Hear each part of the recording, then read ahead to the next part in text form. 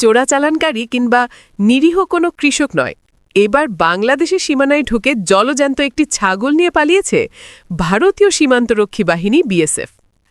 সামাজিক যোগাযোগ মাধ্যমে ছড়িয়ে পড়া এক ভিডিওতে দেখা যায় হেলমেট পরিহিত অবস্থায় সীমান্তের গেট পেরিয়ে লাঠি হাতে একটি কালো ছাগলকে ধাওয়া করছেন দুই বিএসএফ জওয়ান।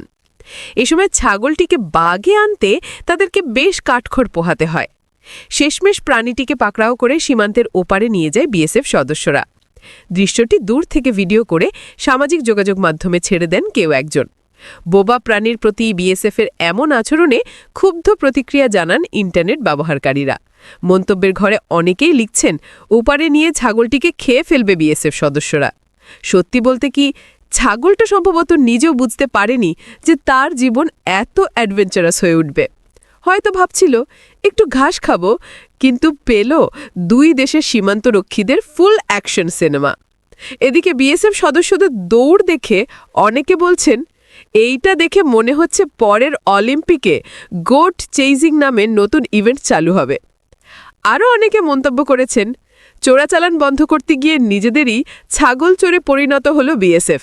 সীমান্ত ইস্যুতে দুই দেশেই অনেক সংবেদনশীলতা থাকে। পশু পাখি পর্যন্ত ভুল করে সীমান্তে চলে গেলে বড় সমস্যা সৃষ্টি হতে পারে। এজন্য সীমান্ত এলাকায় পশুপালনের সতর্ক থাকার প্রয়োজন। কিন্তু তবুও মানুষের একটাই প্রশ্ন, ছাগলটা কী দোষ করেছিল? ও কি ভিসা ছাড়া ওপারে গিয়েছিল?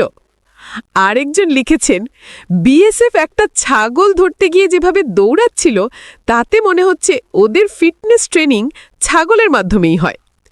এটাও সত্য, বোবা প্রাণীর উপর এমন আচরণ কখনোই কাম্য নয়। ইন্টারনেট ব্যবহারকারীরা তাই ক্ষুব্ধ হয়ে বলছেন, ছাগলের কোনো দোষ নেই, দোষ যদি থাকে তবে সেটা ক্ষুধার।